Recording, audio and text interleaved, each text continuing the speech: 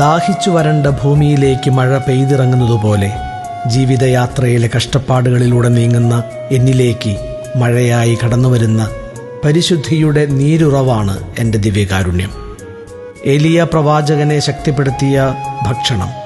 ജീവിത പ്രശ്നങ്ങളുടെ ദാഹം തീരുവോളം, വിശപ്പ് ശമിക്കുവോളം എനിക്കായി ദിവ്യകാരുണ്യം കാത്തിരിക്കുന്നു എന്നത് യേശുവിൻ്റെ സ്നേഹ സഹന വഴികളിലൂടെ അവസാനം വരെയും യാത്ര ചെയ്യാൻ എന്നെ ശക്തനാക്കുന്നു.